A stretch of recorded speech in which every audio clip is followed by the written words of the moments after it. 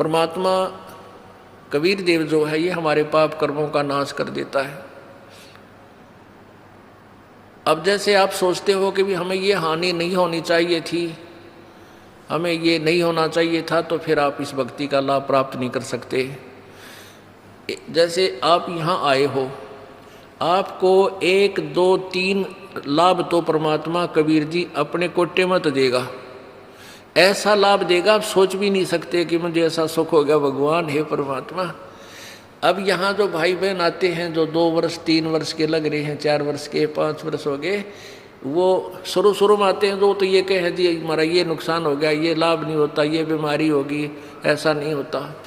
2 वर्ष के बाद जो सच्चे दिल तो लगते हैं, नाम खंड नहीं करते, 2 वर्ष के बाद उनके पास जुबान नहीं रहती, हमके मांगा भगवान तो बिना मांगे देने लग जाता है, इतना सुख दे देगा आपको। अब वो जो नए नए आते हो तो अपने दुख बताते हैं, और उनको क्योंकि आपके पिछले पुण्य नहीं थे, बैटरी चार्ज नहीं थी, तभी तो आपको दुख हुआ, आपके प्रारब्ध में वो पाप थे।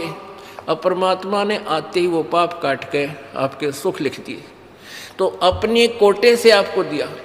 फिर आपको कहा जाता है कि बेटा बच्चा बेटी अब तू भक्ति करके अब अपनी कमाई स्वयं कर। 1 2 सुख तो इसलिए दिया जाता है कि ये पहचान ले कि भगवान है यहाँ पर, और फिर आपने स्वयं अपनी मजदूरी करनी पड़ेगी, तभी तुम सेठ होगे। तो यहाँ आते हो, जैसे कोई भक्त आता है, पहले तो आप सच्चे दिल से शुरू में लगते नहीं।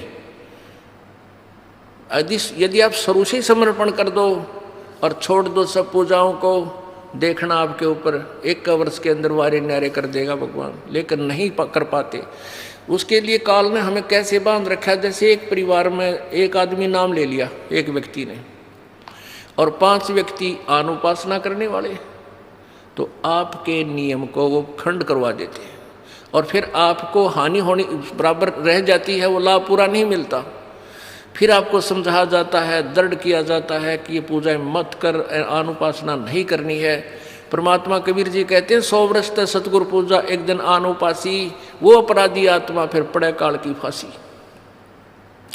100 वर्ष आपने साधना कर रखी है, परमात्मा की साधना, सत्य साधना, एक दिन अनुपासना कर ली, अन्य देवी देवता या क्रियाक्रम कर दिया, तो तेरा सारा नष्ट हो जाएगा।